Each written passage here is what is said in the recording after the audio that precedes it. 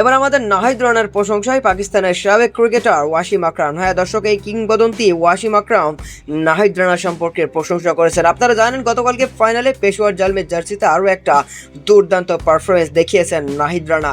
নাহিদ রানাকে যেই প্রত্যাশা নিয়ে আসলে পেশোয়ার জালমি ফাইনাল খেলার জন্য বাংলাদেশ থেকে উড়িয়ে নিয়ে গিয়েছিল, সেই প্রত্যাশা কিন্তু তিনি ভালো মতোই পূরণ করেছেন। কেননা নাহিদ রানা ফাইনালের মঞ্চে একটা মেডিন দেওয়ার পাশাপাশি 4 ওভার বল করে তিনি খরচ করেছেন মাত্র 22 রান, তুলে নিয়েছিলেন দুইটা গুরুত্বপূর্ণ উইকেট। এর মধ্যে আবার একটা বিগ উইকেট, গ্লিন ম্যাক্সওয়েলের উইকেটটাও কিন্তু নাহিদ রানাই পেয়েছিলেন।